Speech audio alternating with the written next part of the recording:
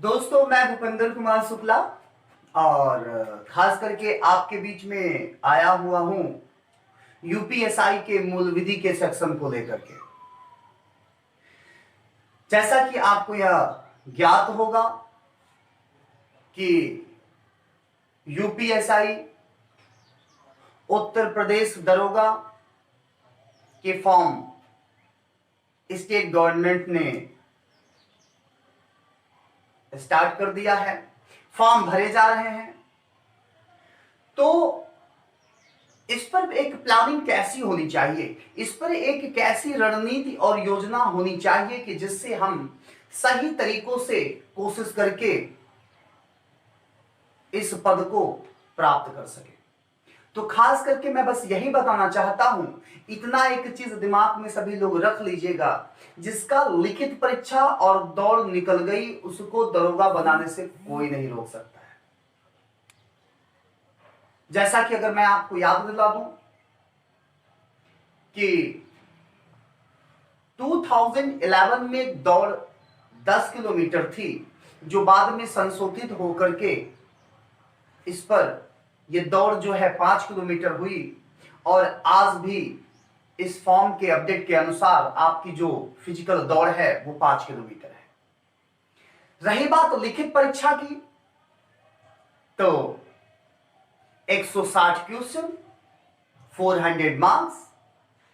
इस पर आपको एक अच्छी रणनीति बनाने की जरूरत है, जिससे कि हम लोग इस लिखित परीक्षा में अच्छा से अच्छा प्रदर्शन कर सके। ऐसा कि मैंने आपको बताया कि यूपीएसआई का फॉर्म आ चुका है, इस पर आपको एक अच्छी रणनीति बना करके सिस्टमैटिक तरीके से काम करने की जरूरत है। तो यू आर मोस्ट वेलकम। आज का ये जो सेशन है, ये खास करके हम लोग यूपीएसआई की स्ट्रेटजी, यूपीएसआई के सिलेबस, उसमें आने वाले क्वेश्चन, उसमें खास करके जो भी मार्क्स के सब्जेक्ट आने वाले हैं या आ रहे हैं, तो उसके इन्हीं सिलेबस की चीजों की चर्चा करते हुए खास करके जीएस और मूल विधि पर कैसे काम करना है उसी की आज बात करनी है। जैसा कि मैं अगर आपसे बात बताऊं कि जीएस के साथ संविधान और मूल विधि, संविधान तो एक तरीके से पढ़ा और सुना हुआ समझ में आता है, ये मूल विधि आज के कंपटीटरों के लिए, आज के प्रतियोगी के लिए, जो बीए बीएससी बीकॉम करके आज के जो कंपटीटर हैं, जिनके लिए मूल विधि एक चैलेंजिंग साबित होता है। तो आइए देखिए आज हम लोग इस पर कैसे प्लानिंग कर सकते हैं, कैसे योजना बना सकते हैं कि इस सेक्शन में भी हम लोग अधिक से अधिक चीजों को बना करके आए। तो खास करके अगर मैं आज आपसे बात करूं तो आप देख सकते हैं यूपीएसआई के खास करके सिलेबस पाठ्यक्रम की बात किया जाए तो आपको पहले स्थान पर तो आपको यह पता होना चाहिए कि आपको आ रही है हिंदी। हिंदी आ रही है, खास करके 40 क्वेश्चन और 100 मार्क्स। ठीक है, 40 क्वेश्चन 100 मार्क्स। फिर क्या है, फिर आपको आ रही है मैथ 40 क्वेश्चन 100 मार्क्स। फिर देखिए आपको तीसरे लेवल पे आ रही है रीजनिंग 40 क्वेश्चन 100 मार्क्स। उसके बाद आपको चौथे स्थान पे देखना है, आ रहा है मूल विधि प्लस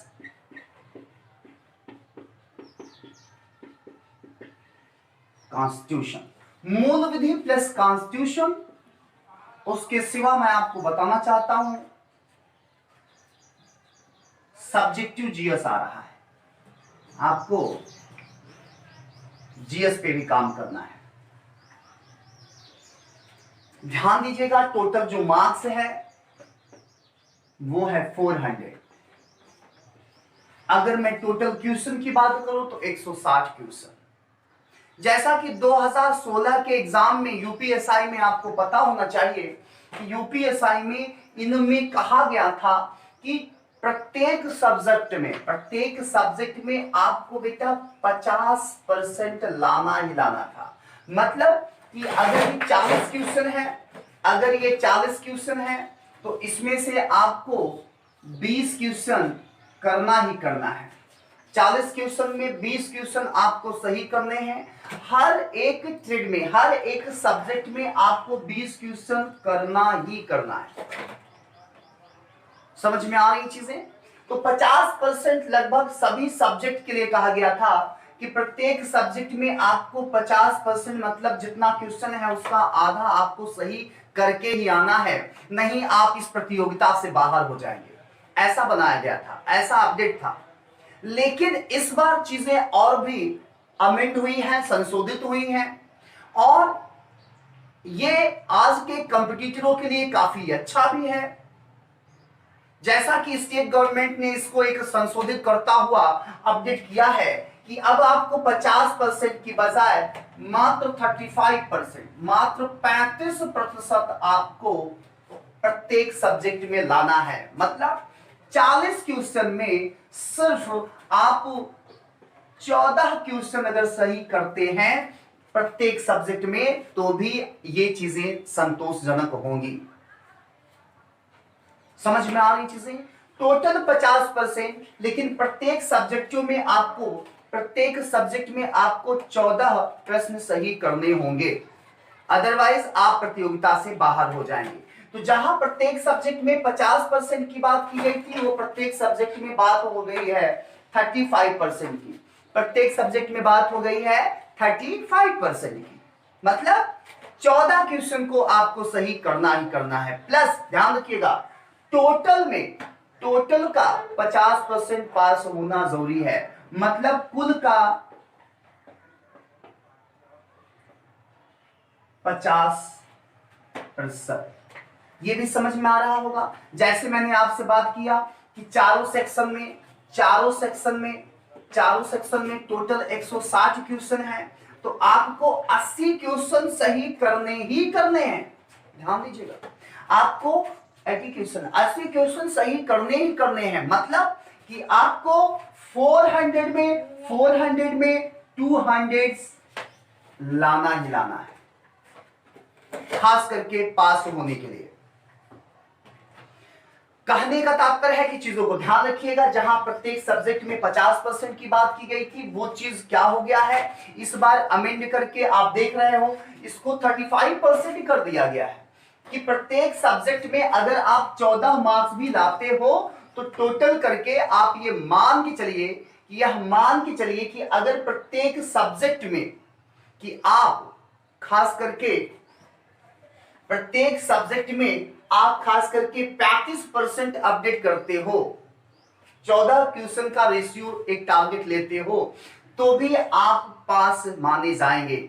और कुल का आपको 50% लाना है। कुल टोटल का 50%, मतलब 400 मार्क्स में 200 का रेशियो रिकवर करना है, जिसमें आप देख रहे हैं बेटा हिंदी है, मैथ है, रीजनिंग है, मूल विधि और जीएस का सेक्शन, मूल विधि, संविधान और ये जीएस का सेक्शन। तो चलिए, हमारा जो सब्जेक्ट है, हमें जो स्ट्रेटजी बनानी है, जो प्लानिंग बनानी है बेटा, वो मूल विधि और संविधान और जीएस की कैसे प्लानिंग करें, आइए हम इसी पर आगे चर्चा करते हैं। तो इतना तो चीजें आपको समझ में आ गया होगा। बिल्कुल, बहुत सुंदर। अब हम जो आगे बात करने चल रहे हैं वो खास करके यही अपडेट है कि आगे के सेक्शन में हमें कैसे काम करना है। तो जैसा कि मैंने आपको बताया कि 4 सेक्शन, हिंदी, रीजनिंग, मैथ और जीएस प्लस मूल विधि। आइए उस पर बात करते हैं।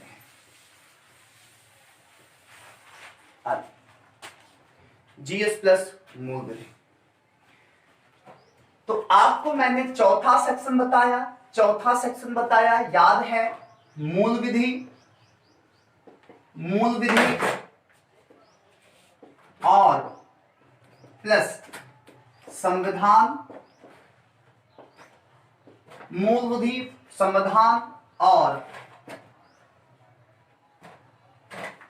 सामान्य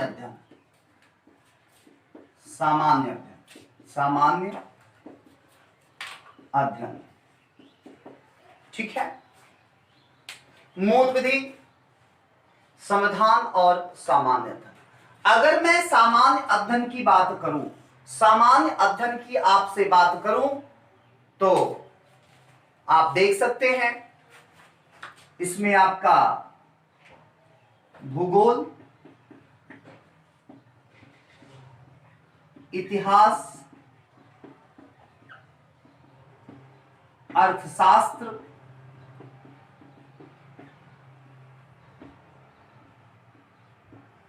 जनरल विज्ञान, सामान्य विज्ञान और खास करके करंट अफेयर्स,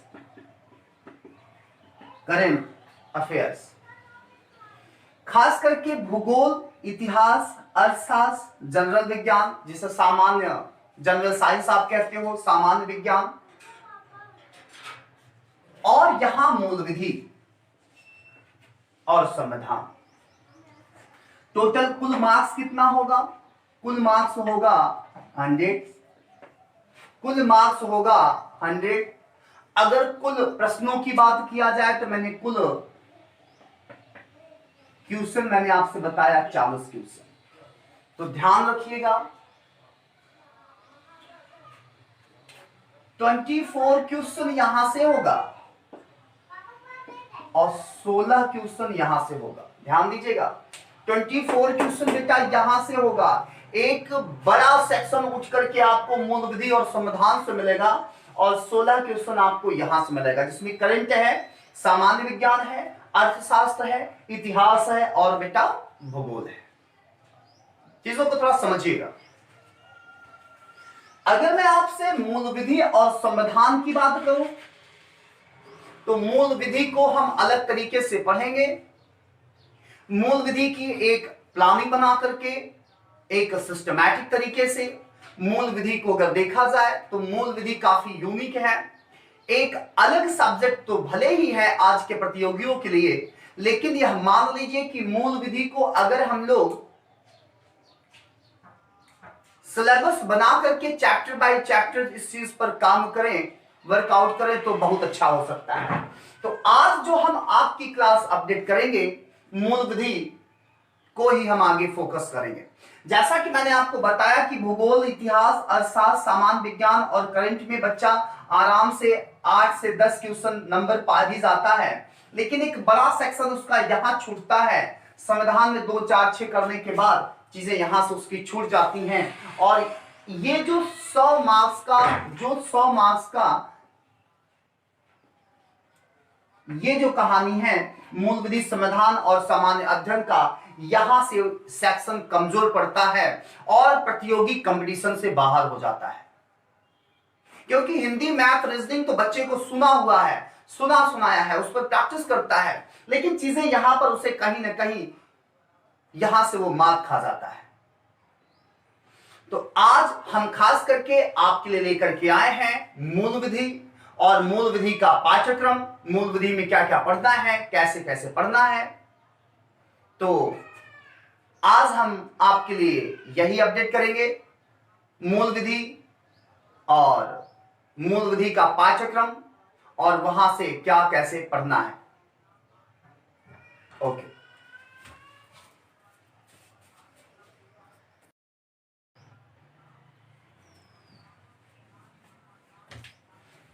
जैसा कि मैंने आपको बताया कि हमें मूल विधि और जीएस में जो कि 100 मार्क्स का आना है यूपीएसआई में, तो मूल विधि प्लस संविधान और प्लस सामान्य अध्ययन।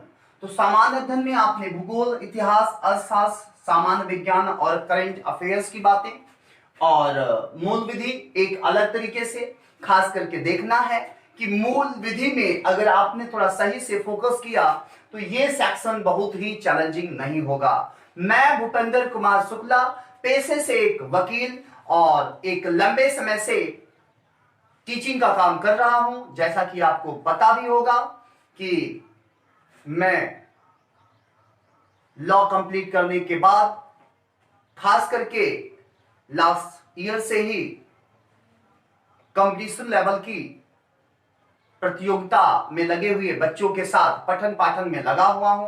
तो खास करके मूल विधि पर जो काम करना है वो चीज हम लोग कंपटीशन के इस यूपीएसआई के सिलेबस के हिसाब से ध्यान दीजिएगा। जो मूल विधि के सिलेबस है उस स्ट्रेटजी के अनुसार पिछले सत्रों में आए हुए एग्जाम के क्वेश्चन पेपरों के अनुसार, प्रश्न पत्रों के अनुसार हम यहां मूल विधि के सेक्शन को लेकर के चलेंगे।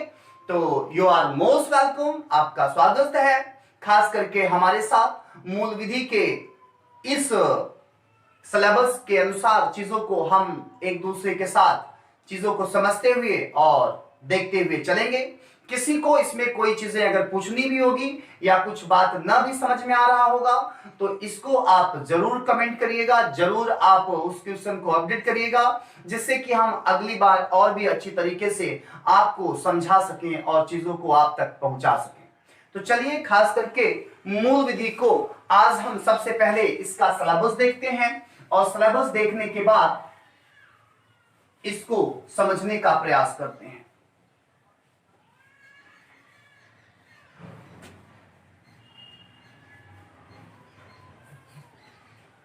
खास करके मैंने आपको बताया कि मूल विधि, और जैसा कि मैं अगर आपसे बताऊं कि मूल विधि, तो मूल विधि में हमें इसको 3 पार्ट में बांट करके पढ़ना है। कितने पार्ट में? 3 पार्ट में। जैसा कि मैं आपको बता दूं, इसको 3 पार्ट में बांट करके पढ़ना है।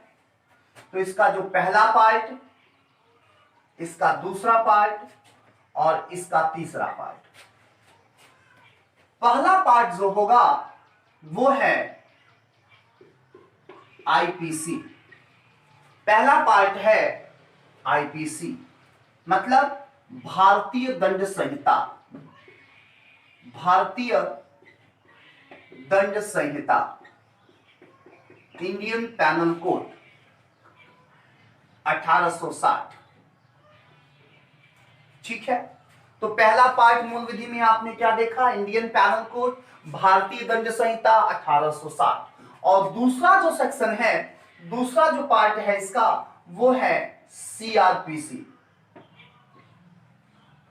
इसे आप क्रिमिनल प्रोसीडिंग कोड या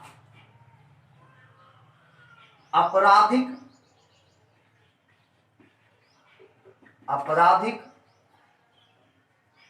दंड प्रक्रिया संहिता,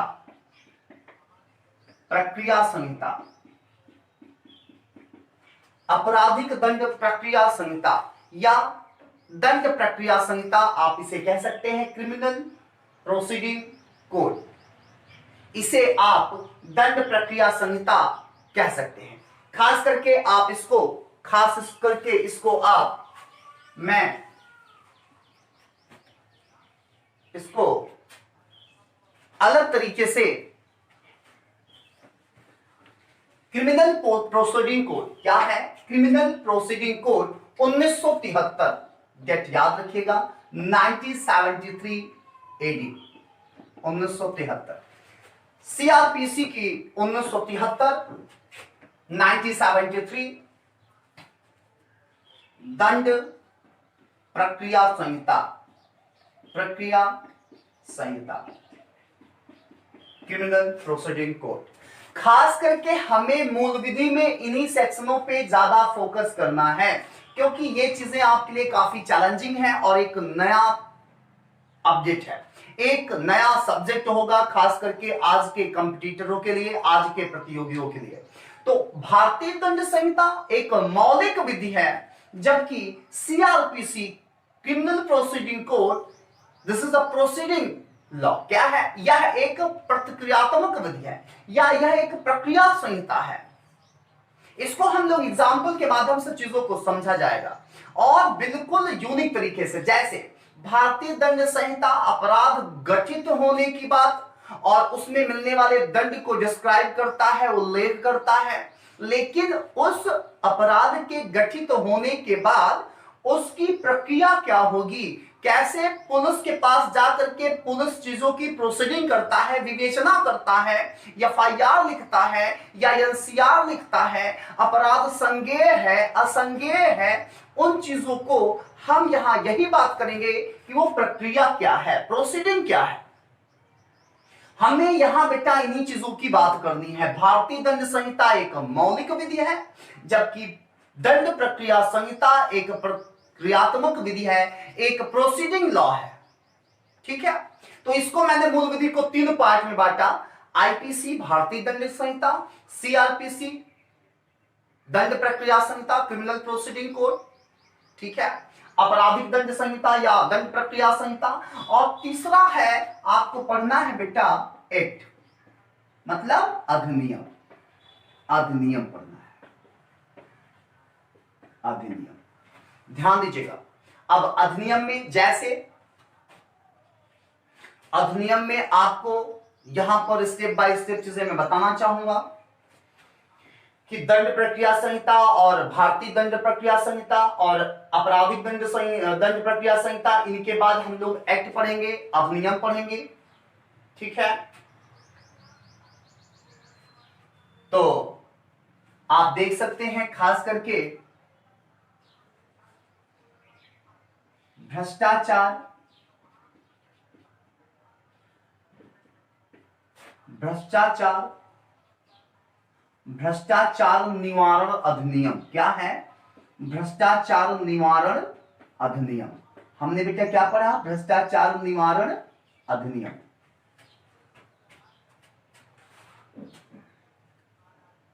भ्रष्टाचार निवारण अधिनियम है। उसके बाद एससी एसटी शेड्यूल कास्ट है ना, एससी एसटी संरक्षण अधिनियम,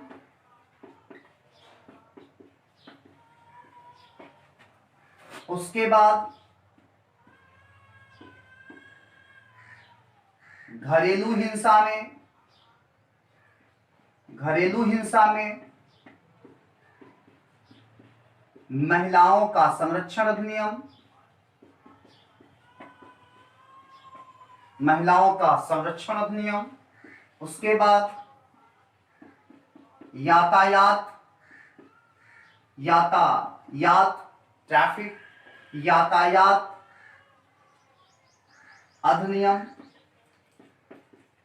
अधिनियम। उसके बाद आप देख सकते हैं सूचना का अधिकार।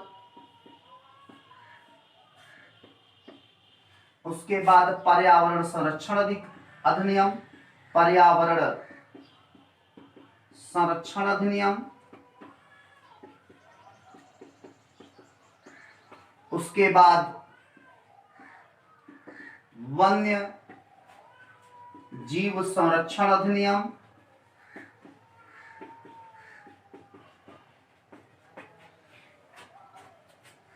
भ्रष्टाचार निवारण अधिनियम, एससी एसटी संरक्षण अधिनियम, घरेलू हिंसा में महिलाओं का प्रोटेक्शन, यातायात अधिनियम, सूचना का अधिकार, पर्यावरण संरक्षण अधिनियम, वन्य जीव संरक्षण अधिनियम, जनहितकारी याचिका। और देखिए यहां लिख रहे हैं 8वां, आप देख सकते हैं जनहितकारी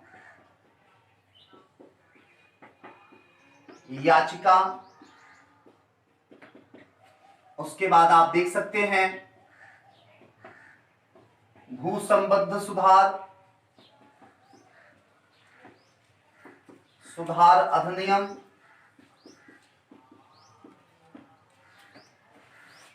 चीजों को ध्यान दीजिएगा। उसके बाद आपने देखा जनहितकारी याचिका, भू संबंध सुधार अधिनियम, वन्य जीव संरक्षण अधिनियम, पर्यावरण संरक्षण अधिनियम, सूचना का अधिकार, यातायात का अधिकार, घरेलू हिंसा में महिलाओं का संरक्षण, SC/ST संरक्षण अधिनियम, भ्रष्टाचार निवारण अधिनियम। यहां से ही सेक्शन बाय सेक्शन आप देख रहे हैं। इन एक्ट से भी एग्जामों में प्रश्न काफी पूछे जाते हैं। खास करके अगर मैं आपसे बात करूं तो जैसे कि मैंने आपको बताया कि भ्रष्टाचार निवारण अधिनियम, जिन सरकारी नौकरशाहों को, जिस गवर्नमेंट अधिकारियों को, जिन नौकरशाहों को पेमेंट मिल रही है, तो क्या वो अपने दायित्व को कर रहा है, अपने दायित्व को, रिस्पॉन्सिबिलिटी को करने के लिए या न करने के लिए एक अलग तरीके से, एक अलग पैसे की मांग करता है या किसी भी प्रकार का उपहार स्वीकार करता है। तो ऐसे अधिनियम आप देख रहे हो, भ्रष्टाचार निवारण अधिनियम। देखिए यहां पे आपको साइबर अपराध अधिनियम भी है। क्या है? साइबर अपराध अधिनियम, अपराध अधिनियम, ठीक है। SC/ST संरक्षण अधिनियम। जैसा कि मैं आपको बता दूं कि नीचे के पद दलित लोग, जिसे आप देख सकते हैं छुआछूत, एक लैप्रोसी, एक कोढ़ की तरह समाज में फैला हुआ था, जिसको समाप्त करने के लिए भारतीय संविधान में भी आर्टिकल 17 की बात की गई, अनटचएबिलिटी की बात की गई, छुआछूत के अंत की बात की गई। लेकिन उसको और भी कठोरता से पालन कराने के लिए इस संरक्षण अधिनियम को लाया गया और यहां से भी प्रश्न कई बार अच्छे खासे प्रश्न एग्जामों में पूछे गए हैं। घरेलू हिंसा में महिलाओं का संरक्षण, तो यहां ध्यान रखना है, ये घरेलू हिंसा में महिलाओं का संरक्षण। और एक चीज अगर मैं और आपसे कह दूं तो यहां पर एक पॉइंट्स आपका और आएगा, दहेज संरक्षण अधिनियम, संरक्षण अधिनियम। ध्यान दीजिएगा, घरेलू हिंसा में महिलाओं का संरक्षण, महिलाओं को प्रताड़ित करना, किसी भी तरीके से उनका हरासमेंट करना, यह भी उनके संरक्षण के अंतर्गत आता है और ये सेक्शन से भी प्रश्न एग्जामों में आ रहे हैं। अगर मैं आपसे बात करूं तो यातायात अधिनियम, तो यातायात अधिनियम ज्यादा डेप्थ में जाकर के कंप्लीट तरीके से अपडेट करने की जरूरत नहीं है। यूपीएसआई में अगर आप पिछले सालों के, आप पिछले सत्र के पेपरों को ध्यान देंगे तो इसमें बस यही पूछता है कि जो ट्रैफिक में तमाम रिमार्क्स होते हैं, कुछ प्रतीक चिन्ह होते हैं, वो किस चीज को संबोधित करते हैं। जैसे ये लिखा होना क्या संबोधित करता है, सड़क के बीच में ऐसे पट्टी बना होना क्या संबोधित करता है ना, या यहां पर सड़क के किनारे लगे हुए पत्थरों में पीला कलर से कलर किया गया होना क्या प्रदर्शित करता है, ग्रीन सिग्नल से क्या होता है, रेड सिग्नल से क्या होता है। तो यातायात अधिनियम में हम लोग बेटा यही डिस्कशन करेंगे। सूचना का अधिकार, जैसा कि 2005 सूचना का अधिकार, या यहां से चीजें एग्जाम में कई बार पूछी गई हैं, काफी इंपॉर्टेंट सेक्शन है। इन्वायरमेंट प्रोटेक्शन एक्ट जो है, पर्यावरण संरक्षण अधिनियम, इसमें आप देख सकते हैं ओजोन लेयर क्या है, ओजोन दिवस कब मनाया जाता है, पर्यावरण दिवस कब मनाया जाता है, पर्यावरण संरक्षण के लिए कौन कौन से अधिनियम अभी लागू किए गए हैं, प्रोटोकॉल क्या है, क्योटो में हुआ जेनेवा जो आपके ये सम्मेलन है, ये कैसे समिट है। तो इसी से रिलेटेड यहां से जो प्रश्न बनेंगे वहां भी हमको हाईलाइट करना है। वन्य जीव संरक्षण अधिनियम, जीवों को प्रोटेक्ट करने के लिए इंडिविजुअल हो रही स्पीसीज, विलुप्त हो रही विलुप्त प्रजाति के जो जीव जंतु हैं, इनको प्रोटेक्ट करने के लिए यह एक्ट बनाया गया है। तो यहां से भी एग्जामों में प्रश्न साल दर साल पूछ रहे हैं, हमें इनकी भी चर्चा बेटा करना है। चलिए उसके बाद मैं आपको बता दूं जनहितकारी याचिका, क्या देख रहे हैं, जनहितकारी याचिका। तो इसमें मैं आपको एक बात बता दूं कि जनहितकारी याचिका सबसे पहले पीएन भगवती जी ने कहा था कि क्या उस व्यक्ति को जो कोर्ट तक नहीं आ सकता या जो परेशान है, काफी निर्धन है, उसको अपने अधिकारों का शोषण करने दिया जाए। कहने का तात्पर्य है कि पीएन भगवती ने जनहितकारी याचिका जैसी एक व्यवस्था की। भारतीय संविधान में, इंडियन कॉन्स्टिट्यूशन में खास करके आर्टिकल जो है 32 ये जनहितकारी याचिका को ही डिस्क्राइब करता है, उल्लेखित करता है। तो इसको विधिवत तरीके से हम लोग 2 वीडियो में इसको कंप्लीट करेंगे, जनहितकारी याचिका, ध्यान दीजिएगा।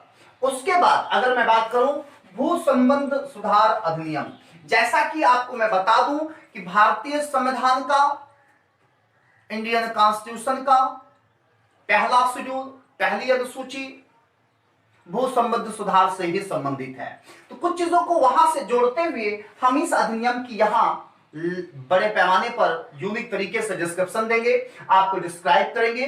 तो आप ऐसे ही हमारे साथ बने रहिएगा इन सब सेक्शन को पढ़ने और समझने के लिए। उसके बाद देखिए cyber law, so most important section. इस सेक्शन में साइबर लॉ जो क्राइम, एक नया क्राइम बड़े पैमाने पर हाईलाइट हो रहा है।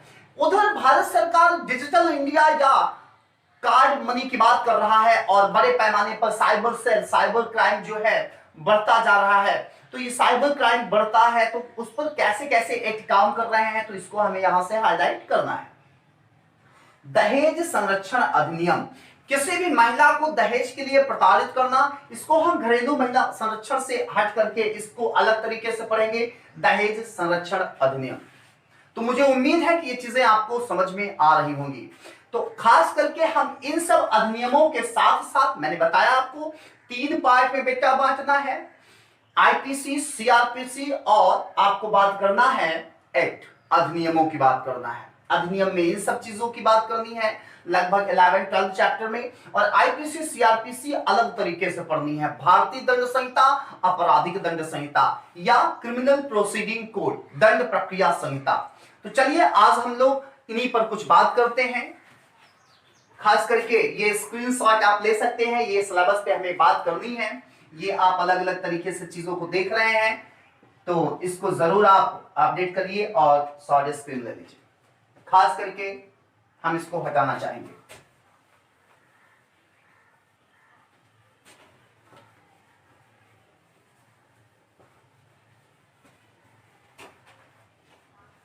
आइए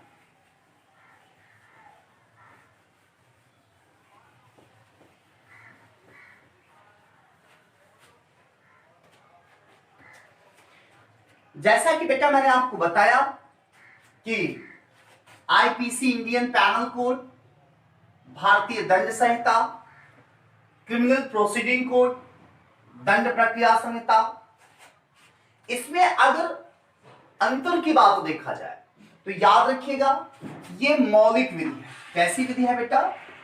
ये मौलिक विधि है, ये मौलिक विधि है। वहीं यह सीआरपीसी एक प्रक्रियात्मक विधि है, प्रक्रियात्मक विधि है। This is a proceeding law, प्रक्रिया संहिता।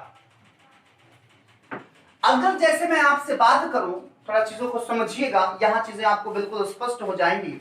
अगर जैसे मैं आपसे बेटा बात करूं कि कोई अपराध हुआ, अपराध हुआ, चोरी, क्या होता है? चोरी। या चोरी की बात अभी मत लिखिए, अभी ऐसे समझिए कि कोई अपराध हुआ तो ए के साथ अपराध हुआ और बी क्या है बेटा? अपराधी है, अपराधी है। ए के साथ अपराध हुआ है, बी अपराधी है। तो जाहिर सी बात है कि अब अपराधी तो पुलिस जाएगा नहीं, पुलिस स्टेशन। कौन जाएगा? जिसके साथ अपराध हुआ है। ए जाता है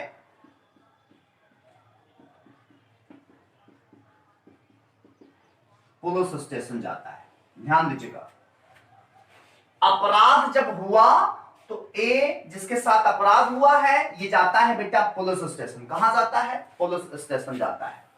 तो अपराध किस तरह का अपराध हुआ, क्या दंड दिया जाए, अपराध की प्रवृत्ति को देखते हुए इसको किस आईपीसी में रखा जाए, किस दंड प्रक्रिया संहिता की अभी बात नहीं करना है। अभी भारतीय दंड संहिता में मौलिक विधि की जो मैंने बात किया कि अपराध अपराध कैसा अपराध है, उसको किस सेक्शन में रखा जाए, किस आईपीसी की धारा में रखा जाए, तो यह यहां देखा जाएगा। लेकिन जैसे ही ये व्यक्ति यहां पुलिस स्टेशन पहुंच जाएगा, पुलिस के पास पहुंच जाएगा, यहां से सीआरपीसी शुरू हो जाएगी। यहां से सीआरपीसी दंड प्रक्रिया संहिता का काम या प्रक्रिया संहिता या प्रोसीडिंग जो है काम शुरू हो जाएगा। प्रक्रियात्मक विधि इसीलिए इसे कहा गया। क्यों? क्योंकि पुलिस देखेगा कि जो क्राइम हुआ है, अब ये क्राइम क्या है, या तो संज्ञेय होगा या तो असंज्ञेय होगा। या तो संज्ञेय अपराध होगा बेटा, या तो असंज्ञेय अपराध होगा। असंज्ञेय अपराध, ध्यान दीजिएगा। इन सब चीजों को हम आगे आईपीसी में और सीआरपीसी में इन चीजों की, खास करके सीआरपीसी में इन चीजों की काफी यूनिक तरीके से हम आपको चर्चा करेंगे। यहां पर बस इतना जानिएगा कि संज्ञेय अपराध की स्थिति में पुलिस उस अभियुक्त को तुरंत पकड़ लेती है। जैसे हत्या किया गया हो, तो हत्या होने पर अब अभियुक्त को तुरंत पकड़ लिया जाएगा अगर वो मौके वारदात पर उपस्थित है। तो उसके लिए अब पुलिस कोर्ट से आने वाले वारंट का इंतजार नहीं करेगा। चोरी संज्ञेय अपराध, 399 डकैती संज्ञेय अपराध है, 310 ठगी संज्ञेय अपराध है, किसी को थप्पड़ मार दिया गया तो ये असंज्ञेय अपराध में आएगा। तो ध्यान रखिएगा, पुलिस क्या करेगी बेटा, सबसे पहले देखेगी कि जो क्राइम है, अपराध है, वो संज्ञेय है या असंज्ञेय है। मान लीजिए कि वो जो अपराध है संज्ञेय होगा तो इसमें एफआईआर लिखी जाएगी।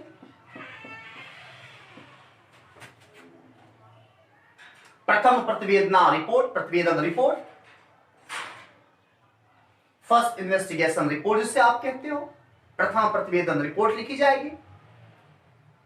अगर ये अपराध असंज्ञेय है तो बेटा एनसीआर की बात की जाती है। क्या होगा, एनसीआर दर्ज कर ली जाएगी और फिर पुलिस विवेचना शुरू करेगी। क्या शुरू करेगी? विवेचना। तो ये पुलिस और पुलिस की जो प्रक्रिया शुरू होती है, ये सब सीआरपीसी की बात है। लेकिन आप देख रहे हैं कि अपराध तो किस तरह का अपराध है। मान लो ठगी हुआ है या डकैती हुआ है तो 399 में डकैती है ना। फिर 402 में डकैती की तैयारी करना है, या 310 हुआ है, 310 में ठगी है तो ठगी के लिए क्या अपराध, अपराध घटित क्या है, ठगी हुई है तो 310 ठगी की बात, 311 ठगी के लिए दंड। तो ये सब बातें हमें भारतीय दंड संहिता उल्लेखित करेगी, विवरण करेगी, डिस्क्राइब करेगी। लेकिन इस घटना के होने के बाद जो प्रक्रिया है, इसकी बातें सीआरपीसी करेगी। तो बेटा आज के लिए बस इतना ही। हमारी अगली जो क्लास होगी वो हम भारतीय दंड संहिता के खास करके सेक्शन को लेकर के आएंगे।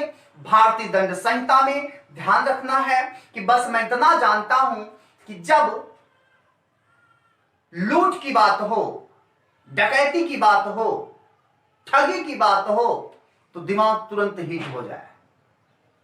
लूट चोरी नहीं है, चोरी डकैती नहीं है, डकैती ठगी नहीं है, ठगी चोरी नहीं है। चोरी के लिए कितने मेंबर्स होने चाहिए, डकैती के लिए क्या 5 लोग एक साथ हैं तो वो डकैती की श्रेणी में आएगा। आपको मैं यह भी बता दूं कि 402 कहता है डकैती के लिए इकट्ठा होना। तो डकैती के लिए जब इकट्ठा कोई व्यक्ति है तो ये मान चलिए कि वो अपराध हो गया, वो क्राइम हो। डकैती की तैयारी करना 399 कहता है। तो 399 डकैती की तैयारी करना, आपने योजना बनाई, किसी के यहां लूट करने के लिए बम इकट्ठा किया, तमंचे इकट्ठे किए, तैयारी प्लानिंग हो रही है, दिस इज अ क्राइम। बस मैं इतना जानता हूं कि जब आपराधिक मनोबध की बात हो, 299 या 302 हत्या की बात हो या हत्या करने के प्रयत्न की बात हो, 307, तो दिमाग में तुरंत सेक्शन चलना चाहिए। तो सेक्शन याद करने का एक क्रम है, एक सीरियल है, एक सिस्टम है। और भारतीय दंड संहिता में हम इन्हीं चीजों को लेकर के आपके बीच में आते हैं। और तब तक के लिए सभी को गुड डे, सबा खैर, धन्यवाद।